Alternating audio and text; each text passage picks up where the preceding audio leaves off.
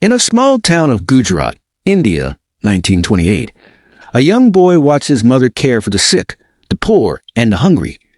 She had almost nothing, yet she gave everything. That boy's name was Abdul Sattar Edhi. Every time his mother fed a beggar, she told him, "Son, never turn away a soul in need." Those words carved themselves deep into his heart. He didn't know it then, but one day he would dedicate his entire life to those words. Then came 1947, partition. Chaos, blood, migration, families torn apart. Edhi's family moved to Pakistan, a land full of hope, but also full of suffering. He was just 19. Karachi's streets were crowded with refugees, sick, hungry, dying. The young Edhi saw mothers crying, children sleeping on sidewalks.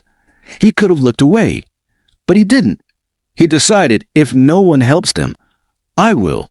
With just a small bench and a dream, Edhi began. He opened a tiny clinic. No money, no sponsors, just faith. He begged for donations on the streets, collecting coins to buy medicine. People mocked him. They called him crazy. But Edhi smiled and said, helping humanity is not madness, it is duty. One small clinic soon turned into hope for thousands.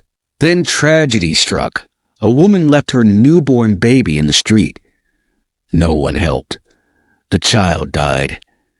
That night, Edhi couldn't sleep. So the next morning, he built something the world had never seen, a small metal box placed outside every Edhi center. A sign read, "Do not kill your child. Leave them here safely." He saved thousands of lives that way.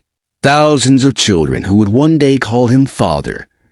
Next came the famous Edhi ambulance service.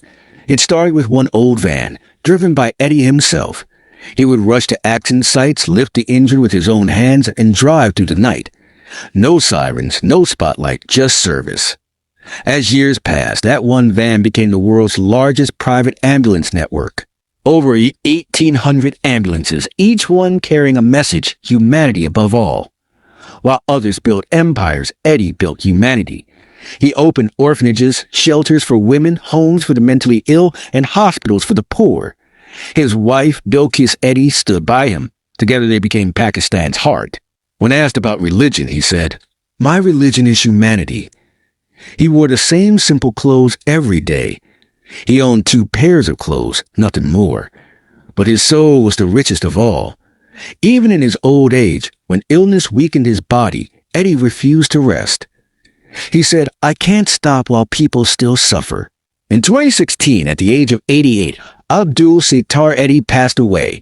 The entire nation wept his funeral, attended by thousands, was given the honor of a state ceremony. But his greatest legacy wasn't wealth or buildings or fame. Even today, when an Edhi ambulance rushes through the streets, it carries not just patience, but the spirit of a man who believed in kindness.